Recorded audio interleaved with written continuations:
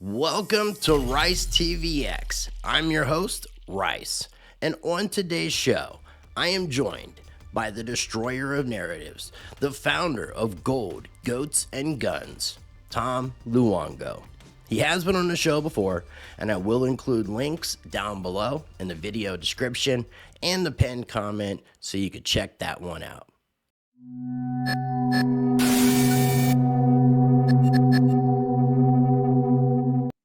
All right, ladies and gentlemen, joining me on today's show is a returning guest. It's been quite a while since he's been on the show. I want to welcome back, without further ado, Mr. Tom Luongo. Welcome back to Rice TVX. How you doing, Tom? I am good. Thank you so much for the invite. I hope everything's been going well.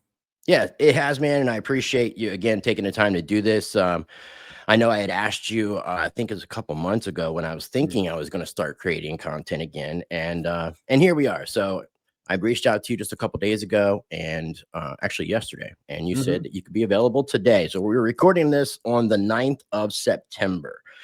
I was noticing something on your X account. Your YouTube channel and your website has the Gold, Goats, and Guns. That's what I'm used to. But I noticed on your X account, the guns has been replaced with geopolitics. Well, So and is that an extra G? So do we have 4 Gs that we're adding to it? Is it gold? I could add guns, and that, geopolitics? gaming, gals, you name it. There's a lot of good G words out there, right? Not green though. That's the one word that they've destroyed. It's a great color, but not after what these people have done to it. So, but yeah, no, geopolitics is definitely kind of where the whole thing kind of comes together. You can't really look at markets anymore in isolation. If you do, you just miss all the big stuff. So. Agreed.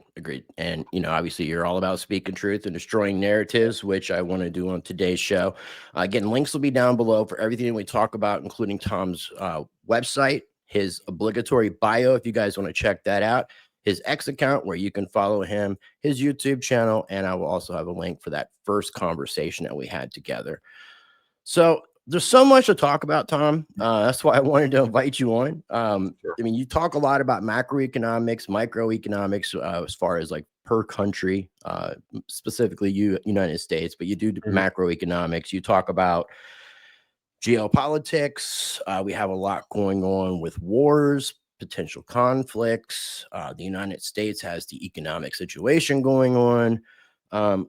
Where would you like to begin today's conversation? Because I think they're all tied together. I'm just not sure. And you're the man of the hour, so I want to put it on you and ask, where would you like to start today's conversation when it comes to everything that we are currently dealing with and what's ahead of us? Well, let's start with the current event of the day, which is the failure of the French government.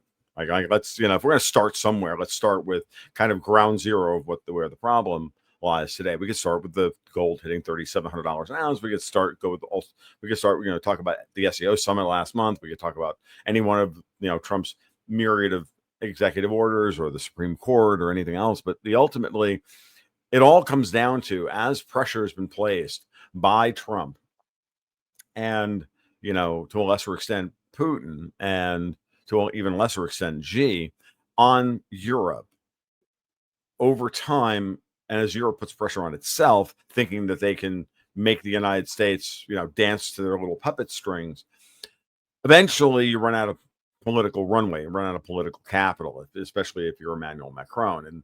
And the French have finally just had enough. Now, I also tweeted out this morning, and I said, wake me when Macron actually sees power.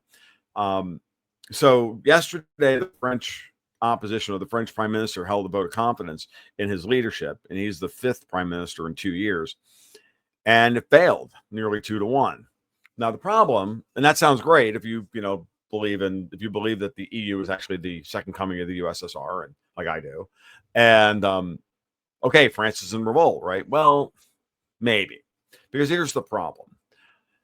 Big problem is that they are all of the major governments of Europe, and I would say, with the exception for the most somewhat of Italy, and that's because they're like the United States, they're a country being pulled in 2 different directions by warring factions. But in France and in Germany, and certainly in the United Kingdom, and obviously in places like the Netherlands and Denmark and others, there's a fractious political environment where everybody supposedly has a voice, but nobody actually gets to exercise that voice because no party can get more than 25 or 30% support, and therefore they got to cobble together some god-awful coalition that winds up standing for nothing except whatever the globalists want.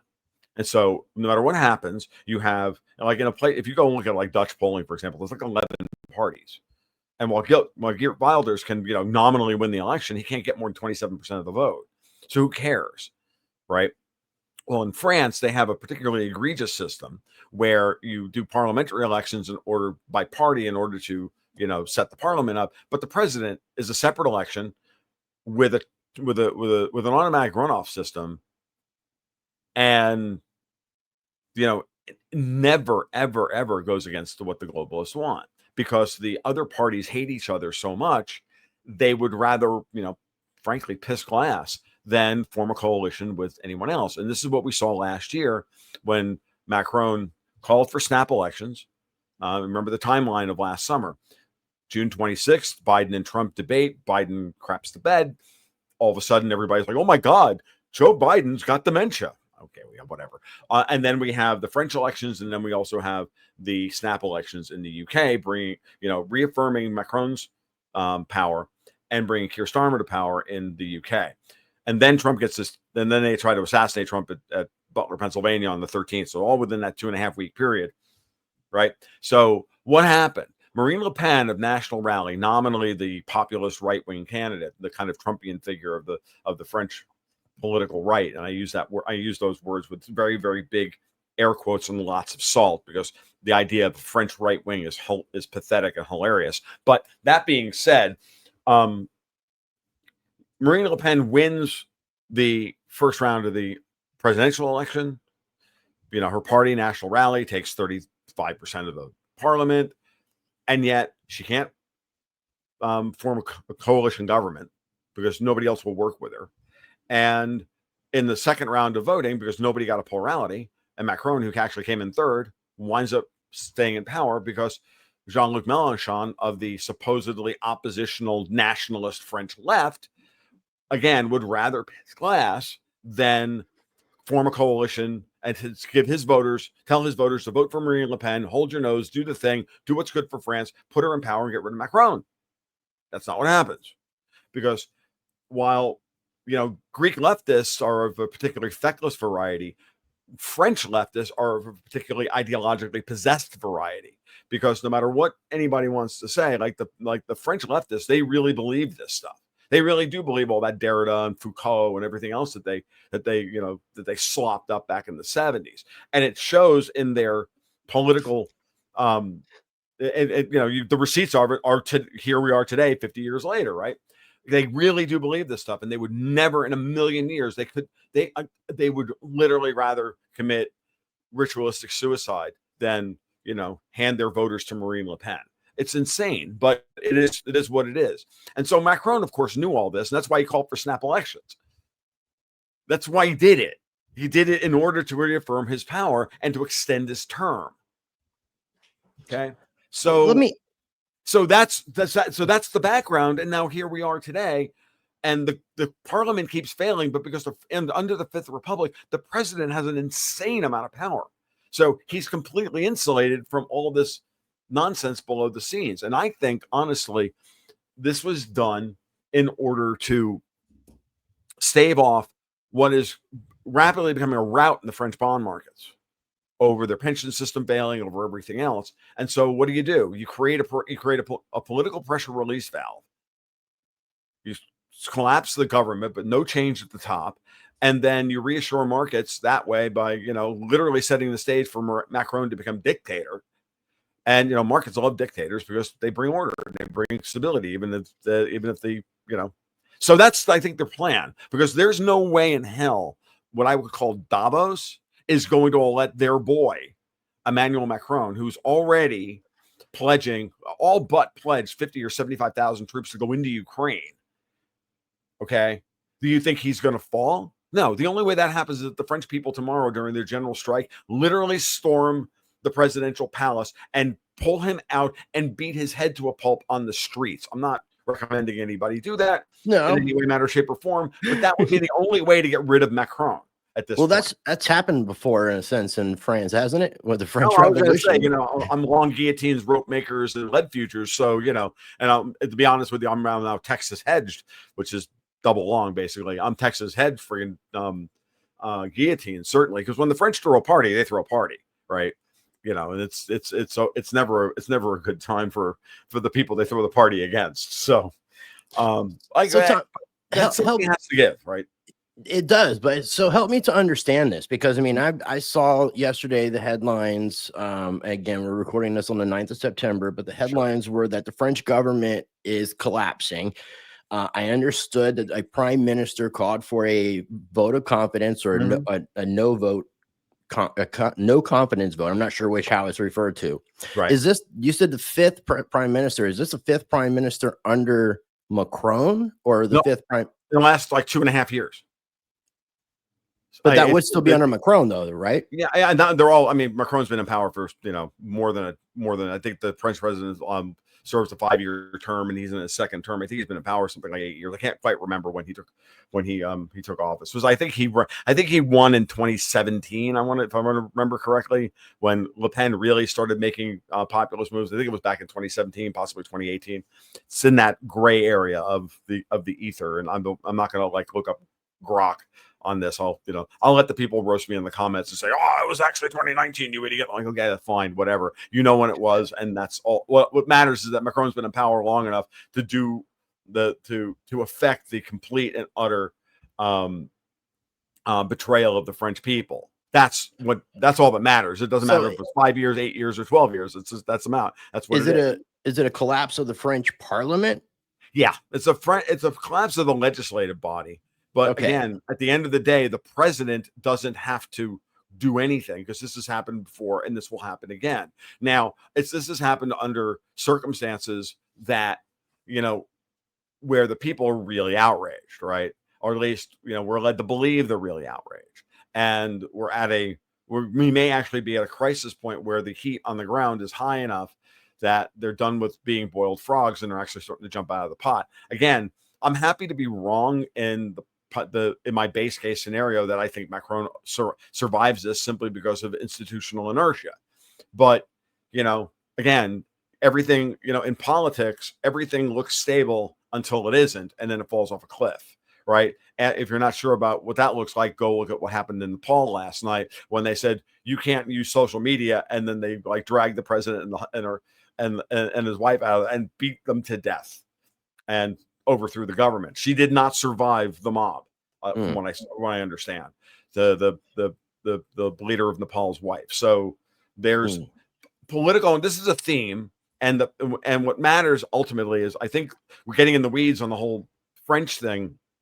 I just wanted to let everybody know why I don't think Macron's going anywhere, because it dovetails to a lot of other geopolitical tendrils. But the main theme here is that there's a group of people who think they run the world. I nominally call them Davos. And they are the puppet masters on all of these people, the Keir Starmers, the Kaya Kallases, the Ursula von der Satans, the Keir Starmers, all of those people. The Viktor Yanukovyches, and previous to Volodymyr Zelensky. Sorry, Vladimir Zelensky, because I don't Ukrainify anything anymore. It's Kiev as far as I'm concerned. I'm not calling it Chicken Kiev. And it's an AK-47 and not a Kalashnikov. Like our media is so unbelievable in how they rebrand everything to make everything sound worse than it actually. They know that if you manipulate the language, you manipulate people's perception, right? So by Ukrainifying everything, they're literally delegitimizing Russia even as a concept, which is ridiculous. But that being said, be that as it may, I'm not going to get lost. I'm on top. I never even thought to put together what you just said, but since we're on France and Macron, I have to ask, and I don't know if this is even like an actual serious question. I'd like to think it's a serious question. Sure. What do you think about Xavier Poussard and Candace Owens? Well, mainly Xavier Poussard's book, Becoming Brigitte, and Candace Owens trying to bring attention to the fact that it's possible that Emmanuel Macron is married to a man and not a woman, that potentially groomed him in a very sick fashion. I find Candace Owens to be a very media savvy person. I think the only person who's more media savvy than Candace Owens is Donald Trump. That's high praise for Candace, by the way. I don't happen to think that she's got receipts on anything or along those lines. I don't trust Candace Owens as far as I can throw her. I don't know who she works for or doesn't work for. She shifts with the political winds. She's very good at it. I don't know. I will say this, right? I find the evidence of the attack itself the interesting part. Who got Candace on that story? And why did she run that story? That story may have been out there for years, but then why all of a sudden at this moment in time does whoever's running Candace Owens nominally, and it may be Candace Owens, I'm not discounting the idea of that, but generally speaking, when things like this come up, right, the operative question is always, why do they want us to know this thing that they're parading in front of us now? Why do they want to make us all into newly minted virologists during COVID-19? Why do they want to make us all newly minted experts on Russian-Ukrainian history at the outset of the Russian-Ukraine war? Blah, blah, blah, blah, blah. Why do they want to know why do they want to do this for us? So whenever I watch the news cycle, that's always running like a thing in the back of my brain going, oh, okay, why do they want us to know that now? Oh, yeah, that makes sense. And if it doesn't fit, then you go, okay, it doesn't work. But it does, it's not a 100% heuristic, but it's always a question you want to ask yourself, because it helps you to keep you focused and out of the flow of whatever slop they're trying to parade in front of you to get you to go to their conclusion. So I don't know one way or the other about Emmanuel Macron and his potentially dad, Brigitte. I don't know. I think I want to believe it, right? I mean, because I hate Emmanuel Macron, and I think he's a creepy dude, and I think he's run by really ugly people, and but that's my personal bias. Whether that means anything or not, or whether it's worth anything, that's up to you guys.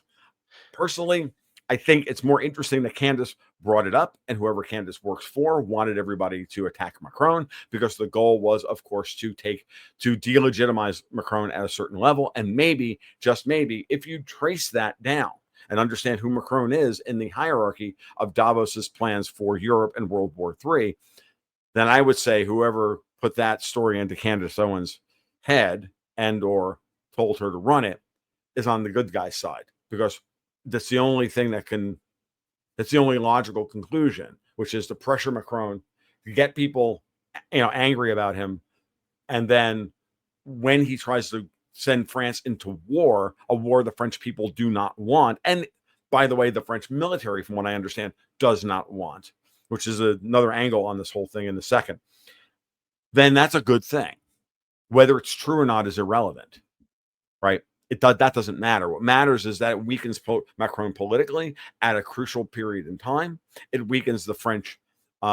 It takes some heat off of. It's a counterplay, because if you look at so there's two things I want to get to before I turn it back over. The first thing is that Macron's fate will be determined by the French military. You don't get to stay in power if you don't have any political power in France, and clearly he doesn't, meaning his parliament keeps killing off the government that he recommends, then he survives only because of the deference of the French military.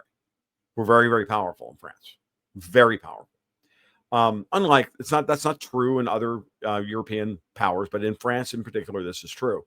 And so if the French military says we've had enough of Macron, then Macron is going to go. But as of right now, I have not seen or heard enough, in the zeitgeist, or seen it in the flow of information that tells me that the French military is getting ready to pull the plug on Project Macron. Okay. So base case, he's going to survive. If he doesn't survive, happy to be wrong.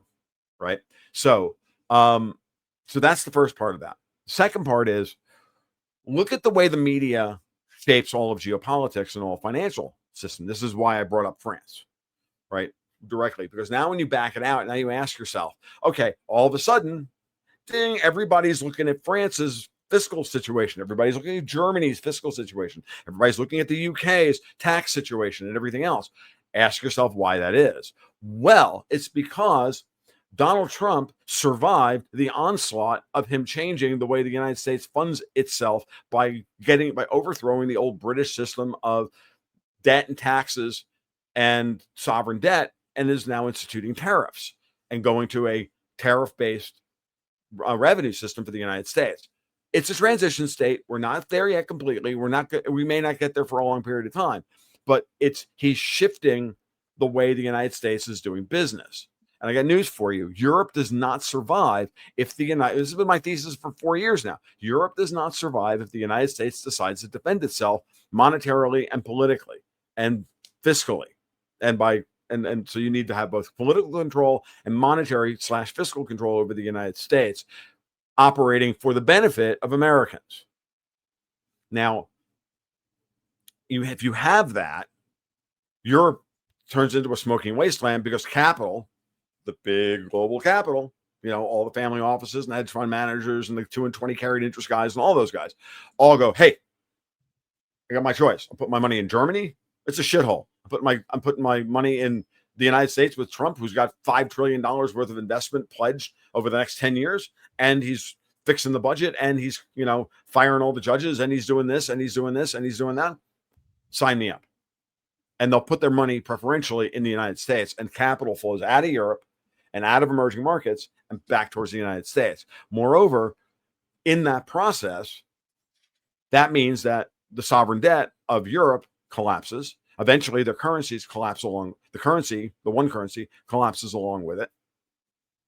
And the money flows into the United States. So if you're Europe and you're the British, and I don't mean the English, the British, and you're City of London, you're Davos, you're Brussels, you're Luxembourg, you're Paris, you're Venice, you're the old European money, what I call Davos, and you control the global financial media, what story are you going to tell on a daily basis?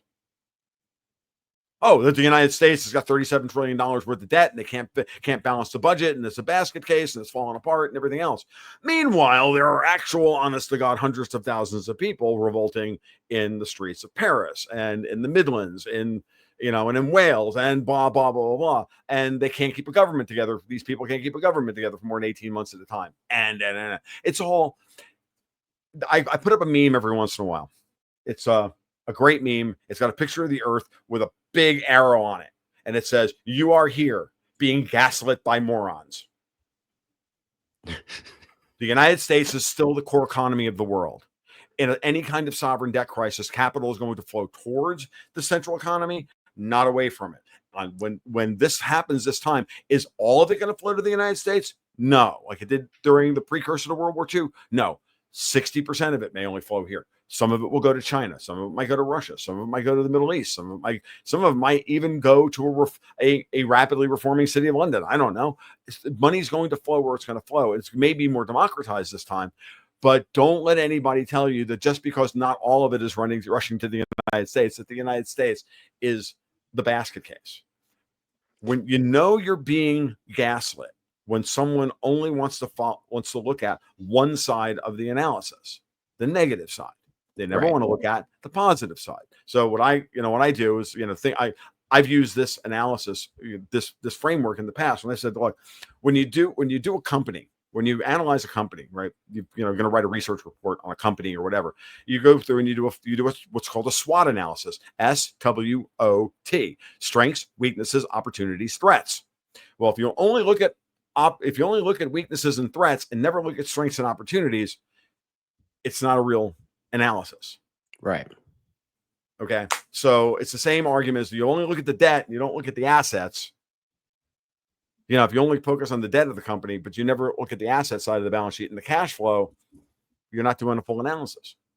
So, and what you're saying makes complete sense as far as like the US dollar, because it still is the most liquid asset. It's, I don't know if you would technically call it the global reserve currency, but all other currencies are judged by it, based off it, weighed against.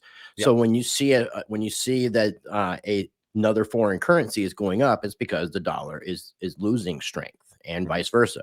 Right. So when a dollar gains strength, other currencies usually lose strength, and that causes problems within the system. And yeah, so I definitely don't see the dollar going anywhere anytime soon.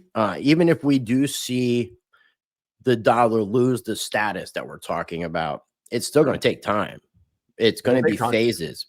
And the other side of this, and this is where I get angry with my gold bug brethren, some of whom are, Chinese CCP agents, some of whom are, unreconstructed libertarians, some of whom are doesn't really matter. At the end of the day, they have their agenda. They do their thing. Gold going up versus the dollar isn't a repudiation of just the dollar. For years, Martin Armstrong would say, look, gold's not in a structural bull market yet because it's not haven't broken out against the dollar. It's broken out against the Indian rupee. It's the Indonesian rupiah, the Vietnamese dong, the Russian ruble, the Mexican peso, blah, blah, blah, blah, but not the core currency. When it does that against all the currencies, when gold starts breaking out against the dollar and all the other currencies, now we're in a structural, now we're in a bull market that is of a different kind and type. And under that scenario, you can have both gold and the US dollar index, which is just a measure of the US dollar's purchasing power or exchange rate versus the other G7 currencies, not including China. And they can both go up at the same time. You can have gold going up in dollar terms. You can have the dollar going up versus the euro, pound, Canadian dollar, loonie, Swiss franc, whatever.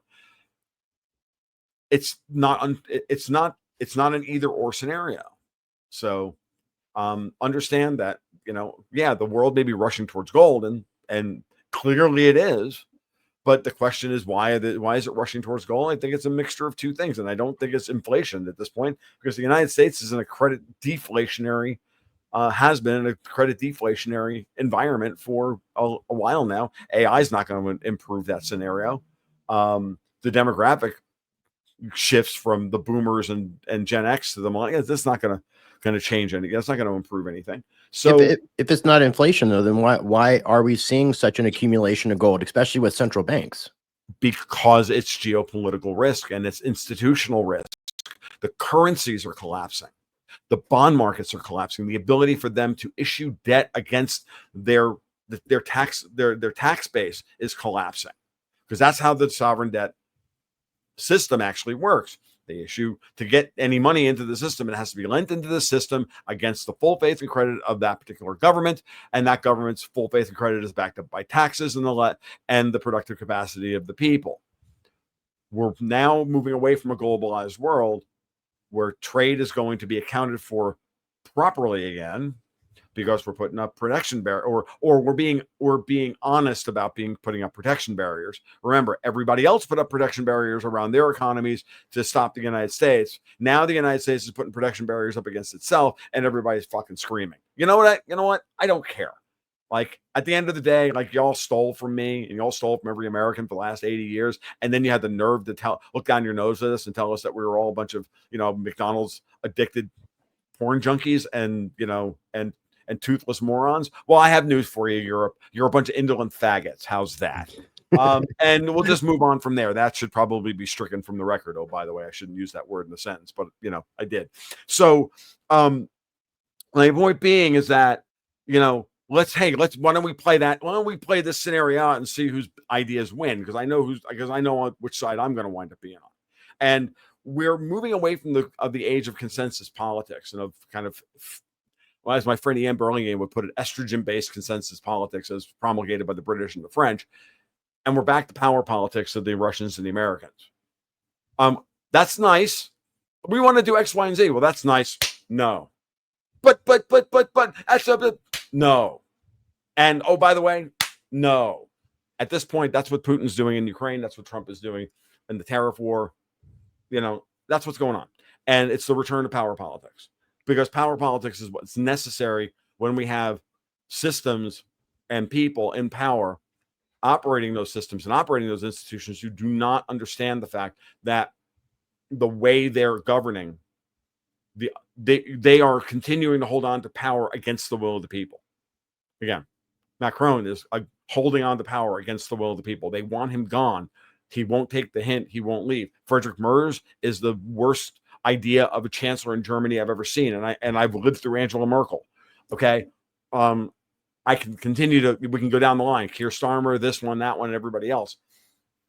You can manipulate systems and you can manipulate rules. You can create all this legalese, say, no, it was the greatest election. It was the cleanest election ever run in 2020. You can do this. No one believes you. No. And at some point, once people don't believe you, no matter how many times you state it, no matter how many times you hold up a piece of paper and say it's the law, I remind everybody of the end of "Oh Brother, Where Art Thou?" when he's finally caught by the sheriff and with the dogs, and the sheriff was clearly, the devil, and he just comes up to her and he says, "You have eluded fate and you have eluded me, and your time is up." Basically, he said, "But I've been pardoned by the governor himself," and he's like, "It's the law," and he just looks at him and goes, "Law is a human institution. The implication being you are guilty of crimes that have nothing to do with humanity. You have everything to do with being wrong with the universe, with being wrong with, in this case, you're wrong with God." And it's a very powerful scene, and it's an important moment where people like Macron, people like Starmer, people like Klaus Schwab, people like Hillary Clinton and George Soros and the rest of them who refuse to take responsibility, Bill Gates, refuse to take responsibility for the evil that they've done in the world, and then try to, write themselves a pardon with an auto pen and say, "See, it's legal." Got news for you, dude. It may be legal. You're still going in the hole. Yeah, we're at a really interesting point in just history with the corruption, with the sickness, the evil. And if you do believe in things like God and specifically like the Bible, we're kind of returning back to that time period before the earth was flooded. I'll refer to them as the days of Noah. Right. Oh, it's funny. I will still cop to being as ecclesiastically confused as any person on the planet. But I understand that the universe has a plan, and that I'm part of that plan. I don't know what that plan looks like, and I don't have any real conception of it. I just know that, like, if I comport myself honestly in the world, and I act as if, as Jordan Peterson put it, I act as if God existed. It's a pretty good way of going through life. It's not like it doesn't matter whether you're convinced or not, as long as you submit to something in this life. And to me, I'm like, yeah, the universe is hostile to my existence. I understand every day that every day is a struggle, and I'm going to accept the fact that it's a struggle, and that all my struggles are mine, and they're not somebody else's fault. But when I see an imbalance, and I see an injustice, I'm like, yeah, we should fix that. And if that means getting rid of the European Union, I'm okay with that. It's the same, we can talk about the big ones, we can talk about the little ones. What I always say to people on a regular basis, man, is just like, look, if you're not sure what to do with all the information, like verbally diarrhea all over the friggin' podcast, you're not sure what to do, find one thing in your local community that you can fix, and fix it. Yeah. At the end of the day, if you fix one person's life, then they get a chance to go. I mean, if you help fix one person's life or one small problem in your hometown, well, you just made everybody's life around that interfaces with that thing better. And there can be a chain reaction of events too, like the pay it forward kind of concept. It's just, at the end of the day, those people now have that little bit extra time that they didn't have yesterday. And maybe they treat their kids a little bit better, or maybe they spend a little extra time with their dog, or maybe they do a little bit extra garden work and make their house prettier, or they fix that thing, or they work a little extra hard. They do that little extra bit of work at work that gets more productivity, and they get a little bit more done, and they get a slightly better. I mean, just all the little stuff, and those little changes accumulate. And so if everybody goes out today and figures out one thing to do this week that will fix their local community, in their local community, hey man, imagine the world we could build, and understand that the people that are behind Macron and all of this rotten nonsense that we deal with on a day-to-day basis, they understand this. And every day they wake up and they just go, you know what? We're going to put that roadblock in front of them. We're going to put that roadblock in front of them. We're going to put that roadblock in front of them. because they see us as cattle. They see us as the help. This is a feudal system. We just think that we get to own our homes. So they've made everything look different than it is. And right. it's the best way to have a slave is to not have the slave realize it's a slave. Of course. Best trick the devil ever pulled was to prove he didn't exist. Right. For that matter, if people should check out Larkin Rose has this really cool presentation that was turned into a movie called The Jones Plantation that people should check out if you've never taken a chance. If you've never seen it, Tom, I'll send you a link because it's really good stuff.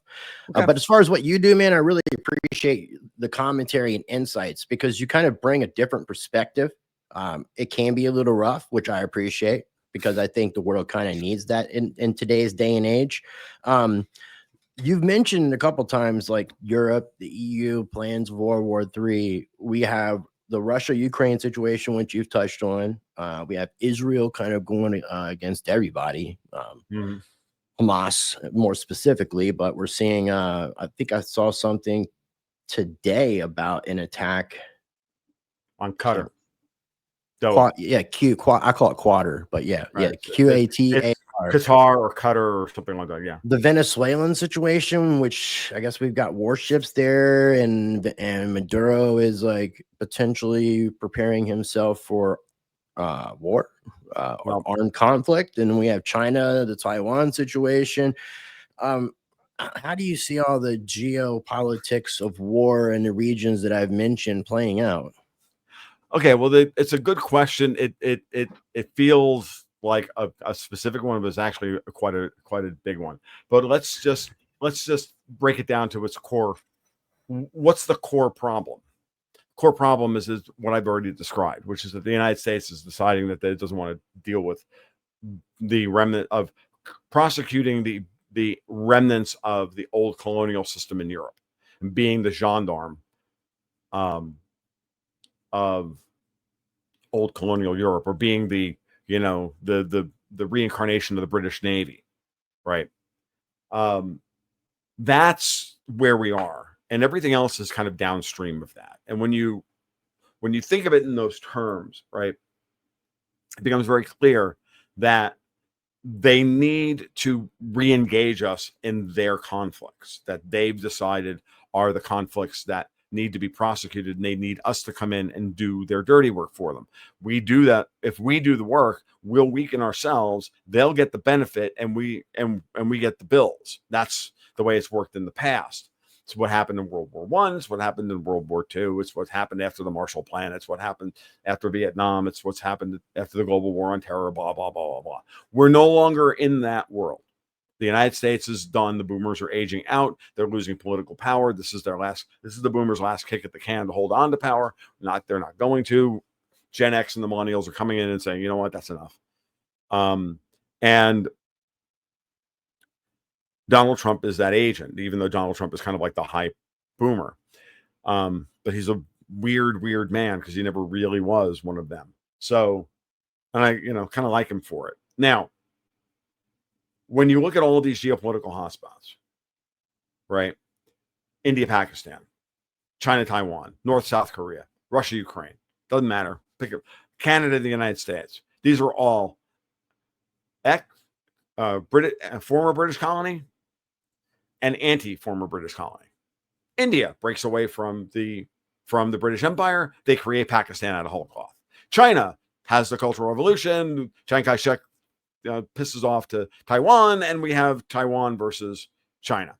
And then Canada. Everybody forgets that, Canada was founded by a bunch of loyalists during the Revolutionary War, and they took over what is now the Greater Toronto Area, when Canada at that point was a bunch of fur trappers. So Canada has always been an anti-U.S. project from the British. I just did a podcast with my partner Dexter White and Matt Arrett about this, and if you want more on that particular subject, I don't think there's a better guy you can ask to speak to on this particular subject than Matt Arrett. We get Matt on the program and chat for 3 hours, and he'll give you receipt after receipt after receipt after receipt on this. So, but all of those, Russia, Ukraine, like the Soviet Union falls, and we leave Ukraine as a political unit as it existed at the end of the USSR, which was a synthetic country. It was never that way. Ukraine, the historic lands of Ukraine are everything west of the Dnieper. Everything east of the Dnieper is Russia, includes Crimea.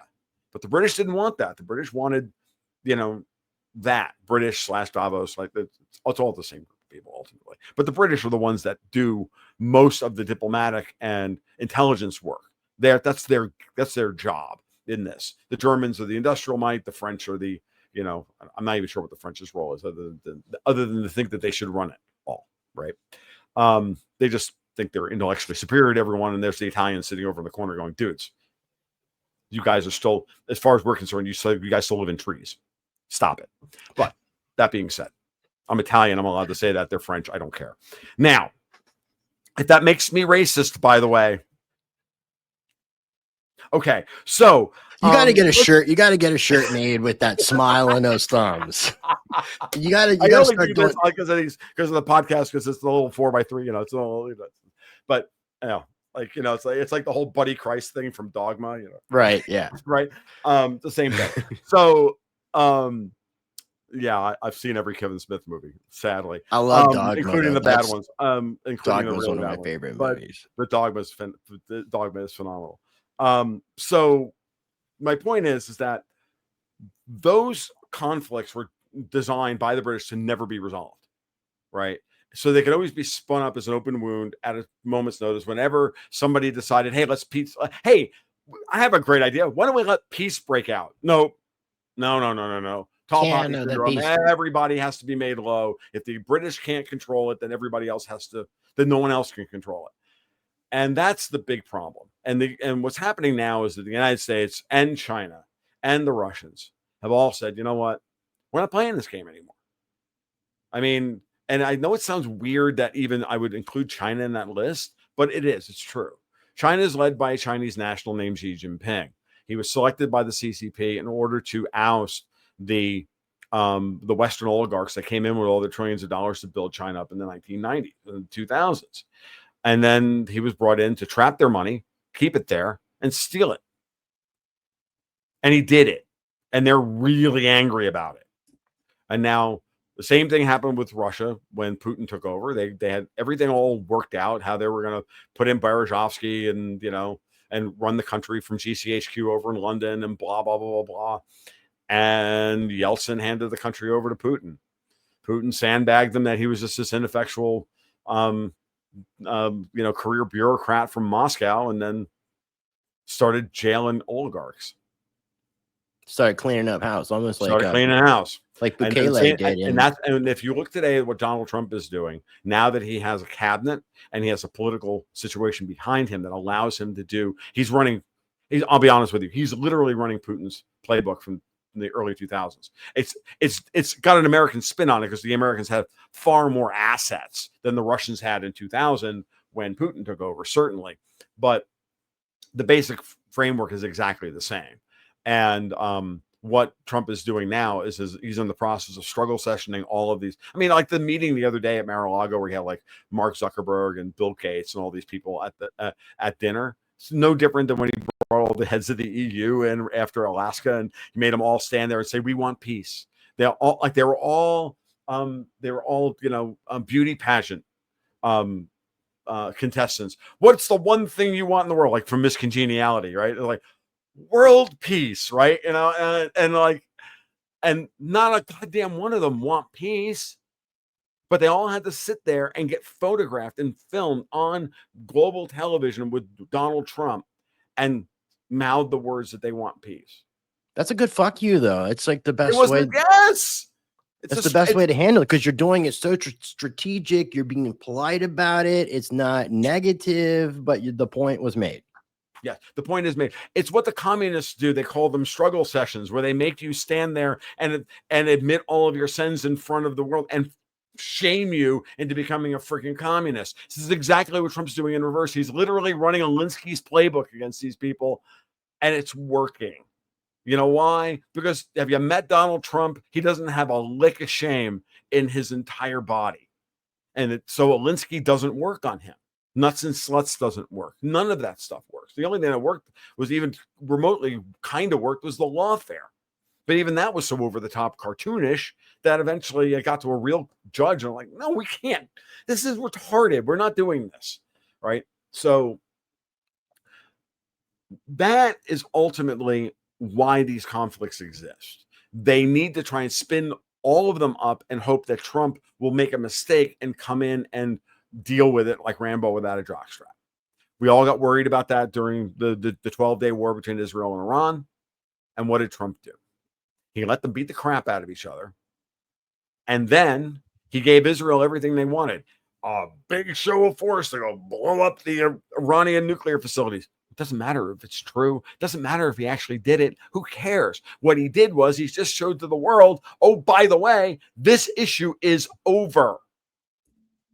And Iran, if you reconstitute this shit, it's on you. And then we know who you work for.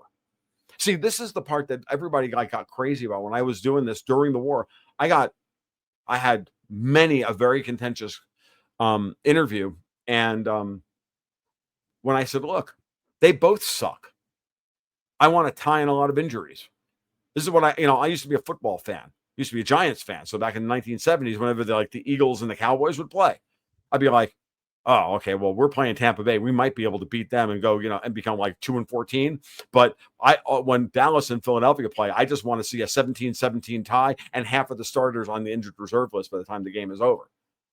Like, I want to tie in a lot of injuries. That way, my beloved Giants have a chance of winning the division. Right. Gives them a chance. Well, and it's the way you should always, when you're playing we're playing a 4 or 5 player nasty area control board game, it's the same thing. Get numbers 1 and 2 to fight, so you in 3rd or 4th place can then slip into 2nd and then eventually go for the win. That's the way you're supposed to play the game, right?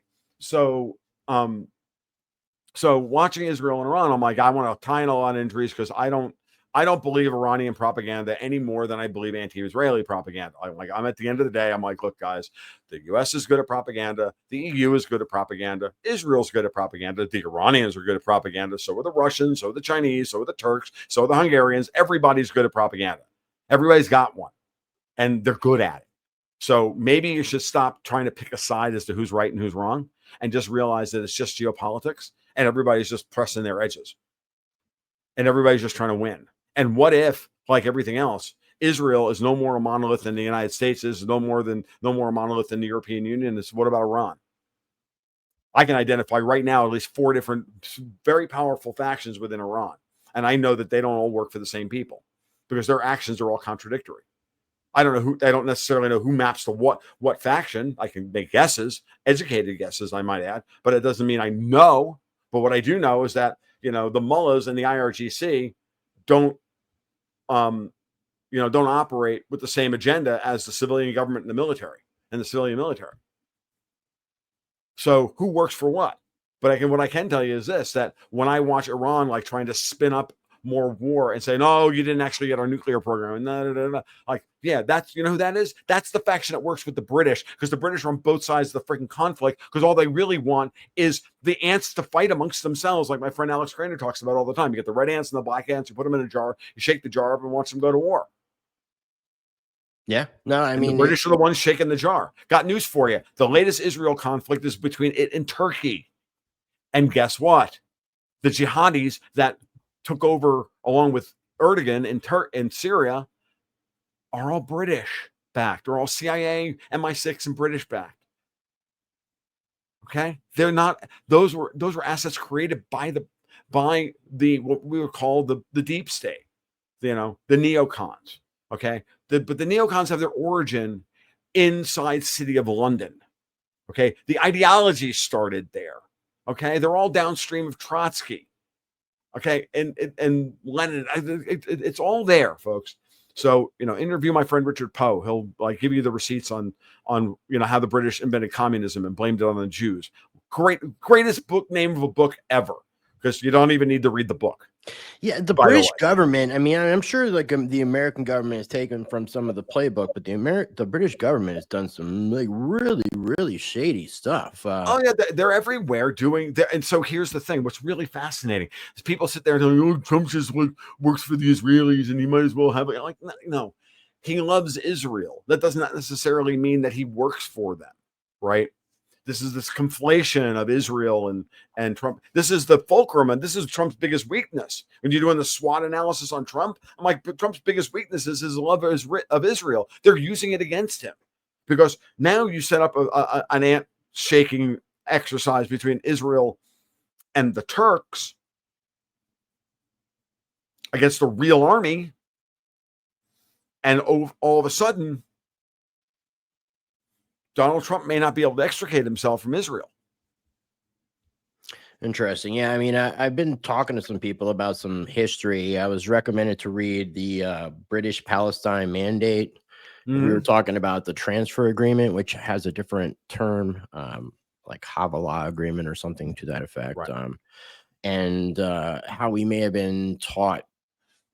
Obviously, I think a lot of what we've been taught about history is not true, or there's a little bit of lies mixed in with the truth, or a little bit of truth mixed in with a lot of lies. But either way, it's not completely factual, Right. And that's where people need to like go down these rabbit holes and try to do some research and try to figure out what is truthful, and that in and of itself can drive some people crazy.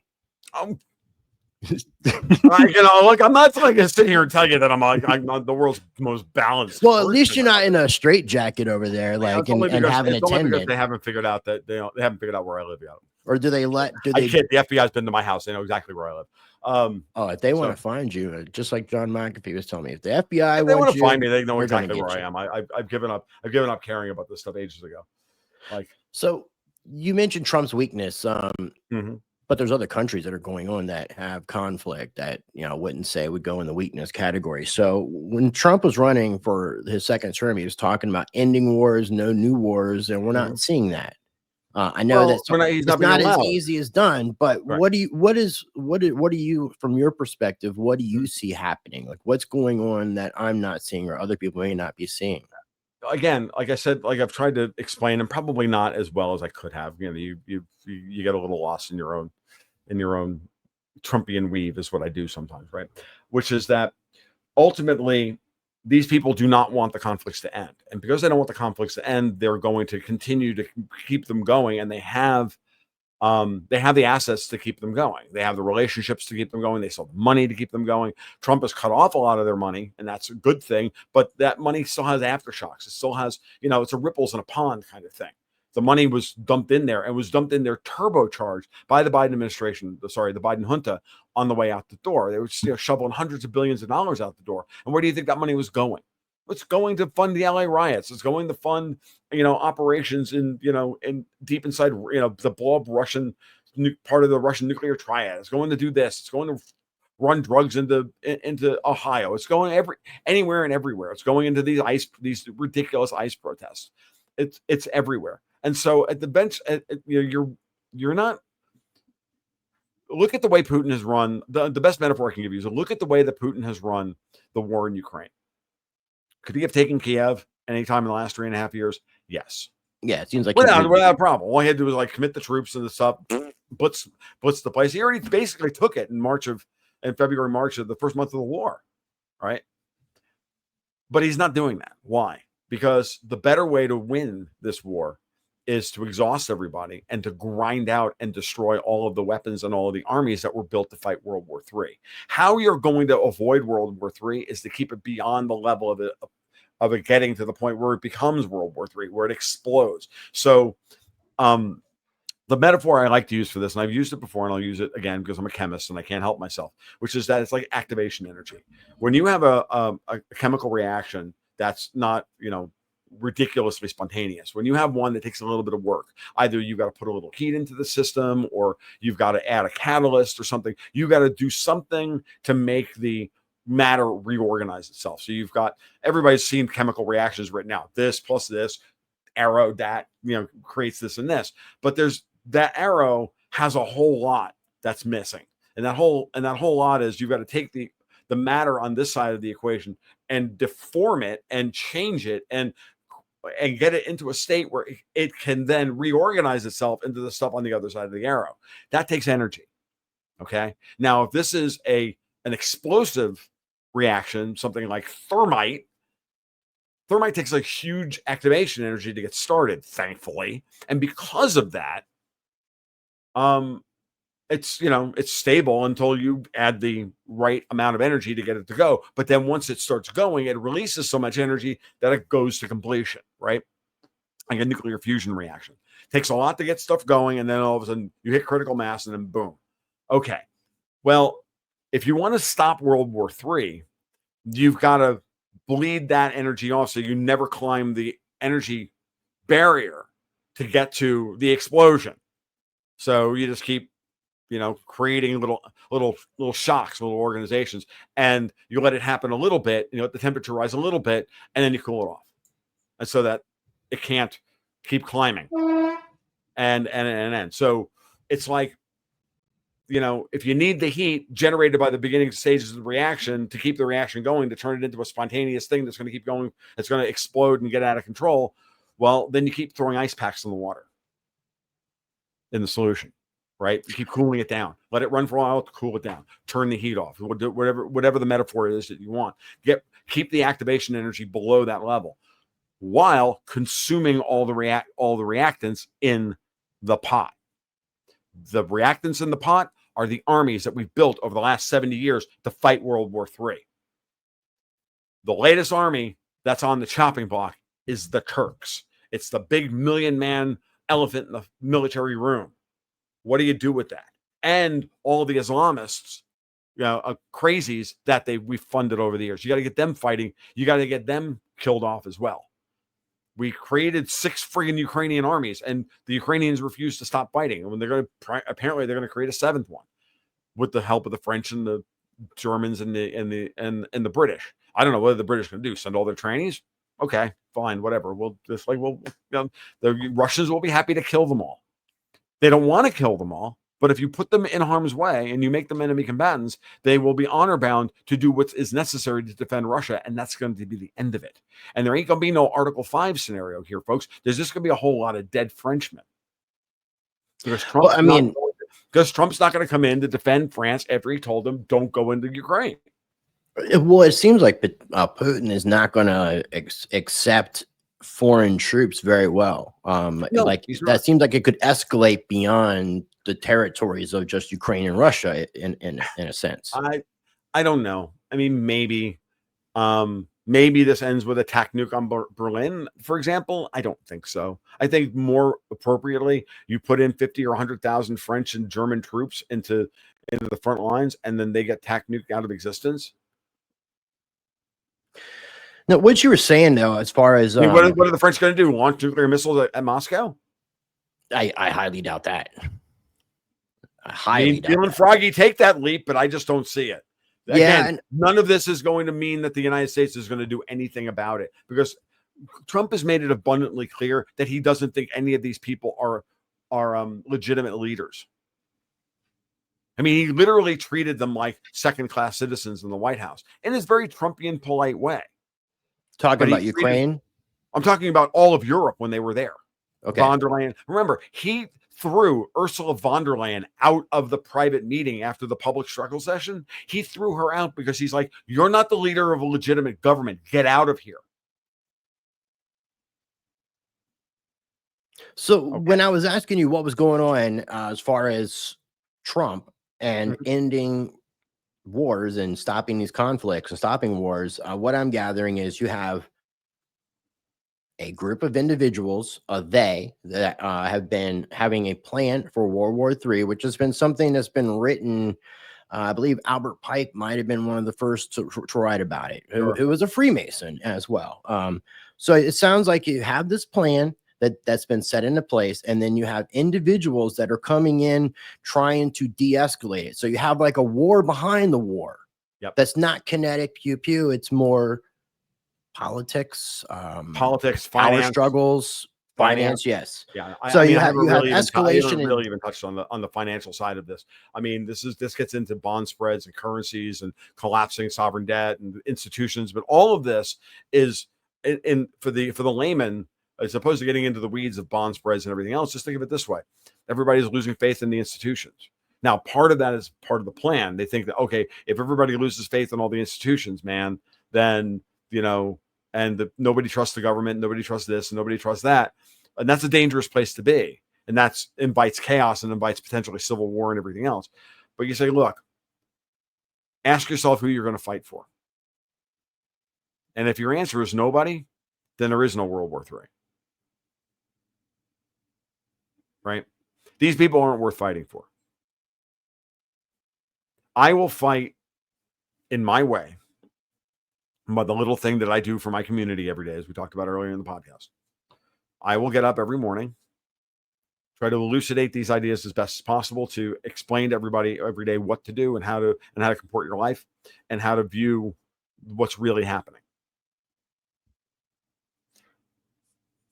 That's what I do. It's my thing.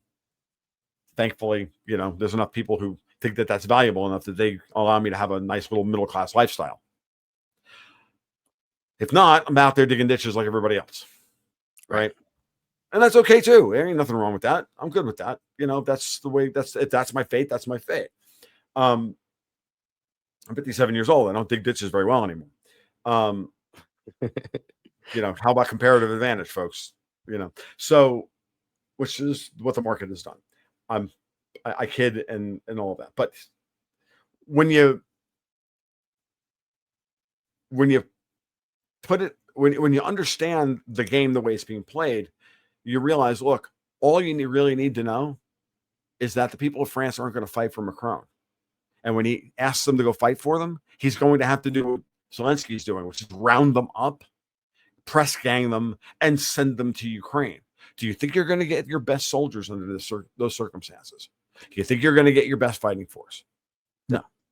And that's why the Ukrainian army, as valiantly as the men who are fighting with fire in their belly to protect their homeland, and that's admirable. Whether I agree with the politics that got them to that point or not, I can romanticize about the guys who fought on the side of the South in the Civil War for the right of self-determination and all those things, and they were right, and they were pawns in a greater geopolitical game to destroy the nascent United States, so that Britain and France can come back over and take over their colony in North America.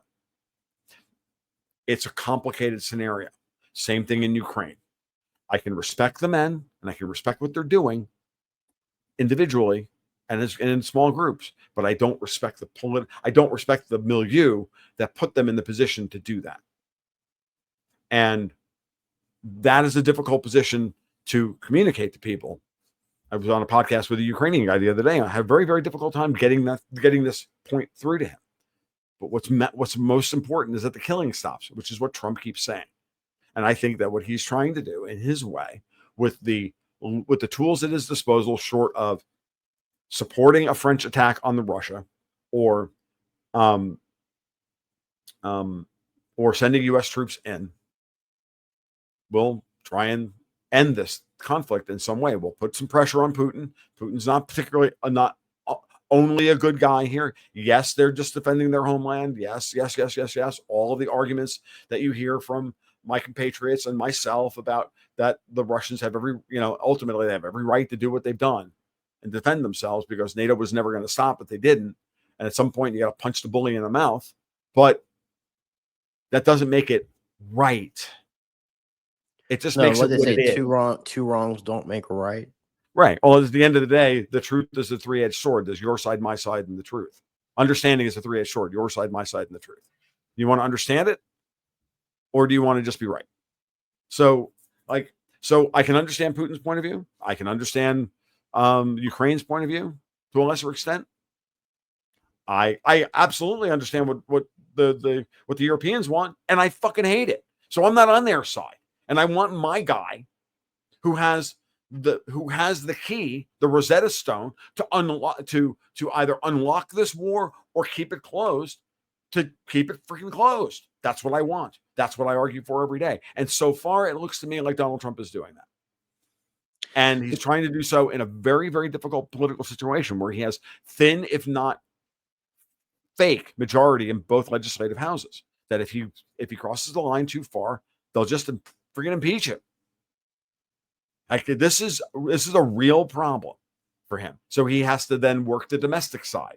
He has to up his game, getting control of the manila envelopes that control all of these friggin' senators and all of these congressmen who would stab him in the back as soon as he turned away. Like that guy, like that fucking animal in Charlotte. Oh man, that's right? And that's not too far. And that's half a and you have to realize that's half a Congress would stab Trump in the back tomorrow. And the IC, and what used to be the national security apparatus in this country, and everything else. And Tulsi Gabbard is destroying that thing. This is a process. This takes time, and every day, as long as things don't get any worse, and the domestic side of things gets cleaned up day by day by day, eventually we're going to get to a point where we're just going to wake up one morning and go, why didn't World War III happen? Why didn't the U.S. collapse? Oh, it's definitely going to collapse. It's like, dude, we've been having this story for 15 years. You're wrong, Peter Schiff. Like, the dollar hasn't collapsed yet. Like, you know what I mean? Like, it's after 15 years, eventually you have to just go, you know what, I was wrong. Yeah, because then when I start to think I understand economics, then there's, then things happen, and it makes me feel like I have no understanding or comprehension of what economics is, especially with what's been going on.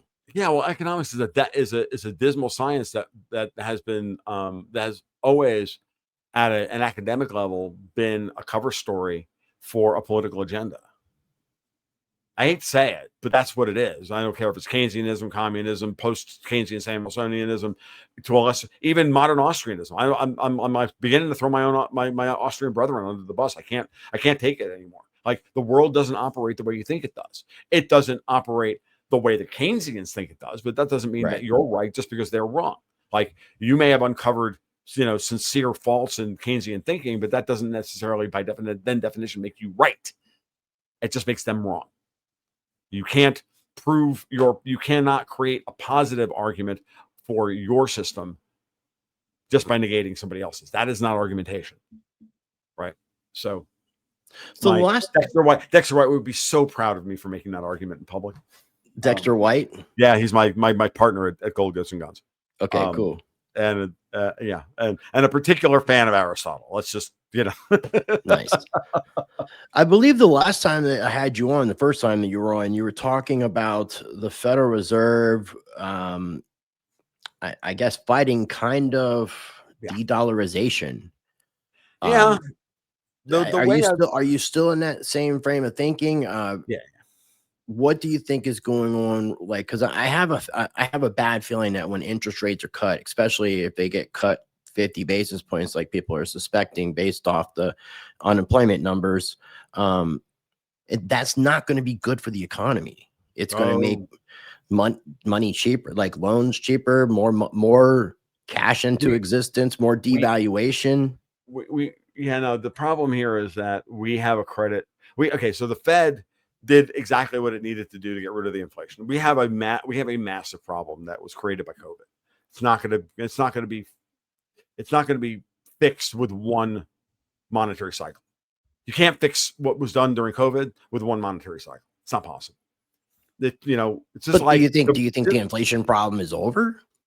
No, I don't. Okay. I just think it's morphing into something different. We have a credit problem. We are going to be in a credit deflationary environment. We already have been. But the country itself is reorganizing. Okay. And the way we're funding the country is going to change. Therefore, the way monetary policy is going to transmit itself through the economy is also changing. Okay. So a lot of the tools that have been put in place post 2008, the reverse repo facility and a variety of other things, all that stuff's going away. Okay. All that stuff's not, there's going to be echoes of what we went through already. So we're going to, I'm going to say flat out that I was probably the only guy that said, I think Powell's going to cut 50 basis points. Now I thought he might cut 50 basis points back in July, but that was clearly early, and then it was one of those things. It might happen. I said it might happen, but then it clearly didn't. So Powell came out. But Powell came out at Jackson Hole and he scrapped the 2% inflation target. And that's a big deal. Now, but what he has been doing is keeping interest rates high and keeping the differential between U.S. debt while everybody else is cutting. Everybody else is in serious trouble. Their economies are in serious trouble. And all the central banks can do is cut rates into a deflationary environment, which is what they have. But we still have a lot of money sloshing around. So we have a commodity inflationary environment and a credit deflationary environment. This is how I like to determine. I prefer to talk about stagflation in those terms rather than the classic kind of Phillips curve, high unemployment and high inflation, which is the way it was originally designed. And it was designed around the Phillips curve, which has been completely discredited as utter rotten nonsense. And anybody who looked at it back in the 70s should have seen that it was utter rotten nonsense in the first place if they had 3 brain cells to rub together to make a spark. But that being said, now, better to look at it as credit assets are trying to deflate. And money is rolling out of credit-based assets, and it's necessarily rolling down to the lower strata of the economy, straining supply chains for actual real goods in order to reorganize the economy, lay new electrical lines and fix roads and all the stuff that needs to be done as as you go up Exter's pyramid, as you go up the credit cycle, you're going away from base order goods. You're adding the order number to goods. You're starting with first order goods, raw commodities, and then finished commodities, and then furniture, and then this, and you go up the ladder until you get to the iPhone, right? Which is like a 20th order good or 50th order good, right? Well, or a house, right? And at some point, that takes credit to get that done. And it takes understanding the risk associated with interest rates. And it takes the proper evaluation of risk, which is what an interest rate is, right? Which is a market rate for interest is telling you what the risk associated with that particular project is supposed to be. So when you have a stagflationary environment, because you have too much credit in the system, so the credit has to necessarily start to shrink, which is then going to start seeing a slowdown in economic activity and reorganization and unemployment, blah, blah, blah, as people are retrained into new lower order goods to then build the new innovations to start the next cycle and build the credit system back up again. And we just keep doing this thing. And Exter's pyramid does this, right? Great. That's what we're here. And we have the Federal Reserve to thank for that, because what the Fed did was to destroy a tremendous amount of the credit that was created during the COVID lockdowns. But they haven't got rid of all of it. And you can't get rid of all of it in one credit cycle without breaking something. So it's time for the Fed to cut rates again. It's not an academic question of if this, then that. Oh, if you cut rates, there's going to be more money. There's not necessarily going to be more money. This is going to be a little bit cheaper money. And that cheaper money is really about helping the small and regional banks who still have big holes in their balance sheets because they're holding all these these low interest treasuries on their balance sheets now. So we get rid of the supplemental leverage ratio, which really helps free up capital. And then we also help them, establish more working capital so that they can go out and they can lend to the projects that have been stymied under this scenario for however many years. Remember, we've been in a financially repressed environment, both at the zero bound and at 5.5% for almost 20 years now. Yeah. Okay. And so now that we have more rational tax policy enshrined and not going to be temporary, it's the Trump tax cuts are now permanent, right? We have deregulation really happening. Chevron's gone. We're watching these guys take, hatchets to the Code of Federal Regulations. It's coming. Some of the reason why, again, it hasn't happened to the type and degree we wish it had is because, of course, we had all these judges running around extrajudicially saying Trump's not allowed to execute his Article 2 powers, and that's to float up to the Supreme Court for the Supreme Court to slap them down and deal with it. This has been the 8 months of the administration. But here's the thing. one could have said at any point, wow, Trump could have just ignored them. It's within his right as the president. Sure. And how do you think that was going to play politically with this Congress? And isn't it better in the long run if you get the Supreme Court? You also, not only by empowering the president, but you empower the Supreme Court to rein in a ridiculous judiciary as opposed to just ignoring them so that everybody can scream bloody murder that he's a tyrant. He's like, no, okay, you issued this fake injunction against me. Well, let the courts play it out. The court did what they were supposed to do. You have nothing to bitch about now. And this way, it's now durable. It's not a political fight. It's not a thing that they can argue endlessly on and bitch about on the Sunday talk show circuit. So that when JD Vance goes on, with Margaret Brennan, she just doesn't, get her little feminist twat in a tizzy and start interrupting him every moment because, no, you can't do that. He's actually a dictator. Like, no, dude, the Supreme Court ruled. Shut the fuck up. So it's almost like there was a plan because they understood this is how they were going to fight us, so that we have to then go through this chapter and verse. Trump has won, I saw it this morning, something like 18 or 20 Supreme Court decisions in a row. Amy Coney Barrett had to come out the other day and say, we're not rubber stamping the president's agenda. You guys are just not acting like judges. Right. They're acting like they are the law. Look, the lower courts are not real courts. Well, I mean, the only court enshrined by the Constitution is the Supreme Court. All the other courts were created by acts of Congress on the recommendation of the founders and their acts of Congress to be administered by the executive. Congress can get rid of all of these district courts tomorrow. Every damn one of them. All they got to do is pass a law. Bye. Y'all do not pass go. Do not collect $200. Don't get your pension. You're done. Give me your robes. Have a nice day. And you should probably cancel your cigar subscription to service because you're not going to be able to afford those anymore. Sorry. You might want to, put your house up for sale. There's a lot of, the courts generate a lot of income. I don't necessarily see something like that ever taking place with the amount of commerce that states are able to raise, things to that effect. But I get what you're saying. No, again, they could do that. I don't expect them to do that. So what we're going to do is we're going to streamline the court system, get rid of the bad judges, make them out themselves as political activists, and set precedent within the legal system via the Supreme Court. Let it do its freaking job. Now, amazingly, how it's doing its job. Now that, amazingly enough, seems like somebody else is in charge of John Roberts' stack of manila envelopes. That's the way I read all this. John Roberts was put on the court, compromised figure, probably Epstein, and now all of a sudden, those guys, the bad guys, they own John Roberts. No, you will do this. Obama owned John Roberts. You will do this. Now, all of a sudden, the Roberts Court is taking on cases and adjudicating almost they care about the Constitution. It's amazing how almost. Yeah. Almost. My My point being is that I have this concept called the MEQ, the Manila Envelope Quotient.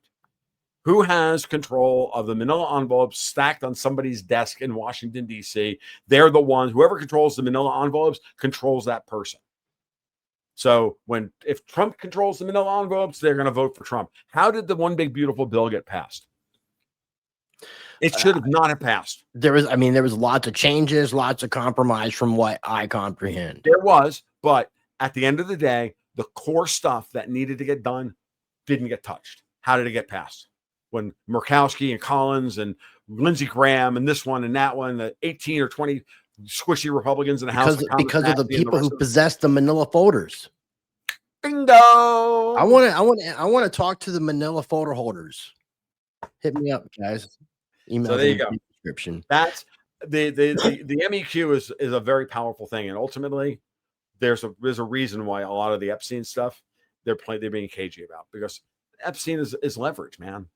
If I were in control of the Epstein list of the Epstein files, I wouldn't give it up either. I wouldn't give it up for love nor money. Well, it seemed, I mean, not that there's a career beyond these 4 years, unless somehow things get reverted back into law, which allows for a president to serve more than 2 terms. I don't need Trump. I don't need Trump. I don't know, but need Trump it seems like there's another term. almost like political suicide in a way on his end. Either he seems very compromised, or there's a plan, a 5D chess plan that I just cannot Not that. understand. I mean, he came. We finally found out the other day. Mike Johnson said it the other day, and if it wasn't true, Mike Johnson wouldn't have said it in public on national television. Donald Trump was an informant for the FBI, which is why he's in the Epstein files, trying to take down. Do you believe that? Why wouldn't I? Why not? Why do you believe that Donald Trump would go to Epstein Island to bang 16-year-olds? Donald Trump could his entire life could bang any woman he wanted. Well, then why wouldn't he admit it to being an FBI informant before all this? That doesn't make any sense. It makes perfect sense, because you gotta wait for again, if you want to trap your opponents, you eventually you have to let them put everything on the table. You got to call in all the markers. You got to let every shitbag out there, Thomas Massey, come out and let everybody know who you actually work for. You're not a Thomas Massey fan? Oh, I have come to the conclusion. I'll be honest with you. I've come to the conclusion that both he and Rand Paul are working for somebody else. I definitely don't want to go so long in between our next conversation, because I thoroughly enjoyed this and just feel like we just like barely touched on things. 2 things I want to say. One is, I don't think I've ever had a guest say we should thank the Federal Reserve on my channel. And 2, 100%, baby, is what I would have done. If I was Fed chair, that's what I would have done. As you're describing, like, the plans of World War III and the escalation, de-escalation kind of war behind the scenes, and then what's going on with the Trump administration, with the judges and the other politicians, I just keep hearing the Beastie Boys song "Sabotage" playing in my head. Mm-hmm. Yeah. Listen, y'all. I know. I mean, I get it. Like, it's a, I have stuff like with dead Kennedys floating through my head when stuff like this comes up. I go back to days of sitting at Dexter White's house when we were kids and we were in college, listening to Joe Biafra. Like, just talk about how fucked everything was. And Frank Zappa, we used to listen to all that stuff. Like, I can sit here and like, this is, like listening to the torture never stops every day. Dead like Kennedys. The same thing. As an evil prince underneath Virginia, got an evil plan. Like, all I can think of is Thingfish and Joe's Garage at this point. It's like, it's crazy. Just Zappa to Dead Kennedys is a pretty crazy jump, but very interesting one. Dead Kennedys. When I heard System of a Down, that's all I could think about was Dead Kennedys. If you go back and listen to like, what is it? Uber. What is the song from Dead California Kennedy? Uber Alice. Uber California. California Uber Alice. Yeah, California Uber Alice. That has so much vocal of like the System of a Down stuff on how much that was an influence, and Let's Lynch the Landlord, and some good stuff, man. Yeah, I'm surprised that you actually mentioned Dead Kennedys and Jello Biafra. I thank Dexter White for this stuff, because I would have never found that stuff on my own. He had a particular streak in him. Shout out to Dexter. Taught me a lot over the years, man. Well, Tom, I thoroughly enjoyed the conversation, man. Before we wrap things up, I'm going to let people know again, links will be down below for your website, which has a lot of your work that I definitely encourage people to check out. There's a lot there. If you guys want to follow Tom on X, he is the Head Sneech. You can follow him over there. Links again to me down below. If you're not subscribed to his YouTube channel, I would encourage you to make sure you are subscribed and check out that first conversation that we had together. Now, before we do wrap things up today, Mr. Luongo, any final thoughts, anything you want to add that we haven't already talked about? I'll make it really, really, really simple. Things are always more complicated than they look. And yet always that complication is always designed to rob you of your reason. The reality is that sometimes things are as simple as we're watching history unfold in front of us. And the people who are screaming about the change that's happening are usually the bad guys. Not that tough. Well said. Well said. Well, I definitely am going to be back in touch with you about getting you back on sooner Sounds than good. later, because, like I said, I thoroughly enjoyed the conversation, and maybe we can even do some roundtables if you guys anybody that you want to invite, or I will talk I with you have about. I have normal my normal interlocutors and things like this. My friends Alex Craner, these are people that you should absolutely talk to. You should talk to Richard Poe, Matt Arrett. Are you still doing something with what's his channel? Crypto Rich. Crypto Rich? Oh yeah, Yes. yeah. We do a show every couple of weeks. Me, Okay. he, Alex, and I do a thing. Alex Craner and I do a thing at least once a month. Now we're starting to do them a little bit more often. With Susan Kokinda of Promethean Action, we're bringing in my community calls my Aunt Susan, because she's this base Larouchian woman. She's awesome. I kind of have a crush on her. She's kind of cool. So yeah, Kinda. I think we're doing another one of those this Friday. So I'll be out. Well, just for the hell of it, and because we both been on each other's channels, me and Crypto Rich, and I do need to get him back on and talk with Oh, him. yeah. But I'll have a link for his channel so that people could check out the conversations that you guys have done together.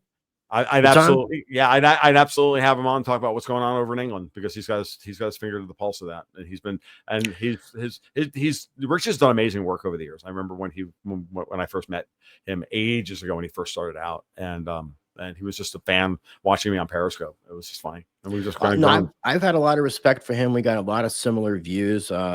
We think in the similar mindset with enough differences that I don't think the conversations are like jacking each other off, circle jerk or anything like that. So that's good. And I definitely got a lot of respect for him as far as his views and what's going on in England. I definitely should talk with him about. So good idea. All right, cool. All right. Well, thank you, Tom. I appreciate you once again. Absolutely. Thank you. We'll do it again soon. Absolutely. Thank you for tuning in for today's interview with Tom Luongo. Be sure to check out that first interview that, as I said, is linked down below in the video description and the pinned comment. Make sure you're subscribed if you're not subscribed already. If you think you're subscribed, make sure you're still subscribed, because YouTube is doing what YouTube does. And before we wrap this up, I encourage you, as always, to be a blessing to others. Treat people how you want to be treated. Be the change you want to see in this world. And until next time, practice change.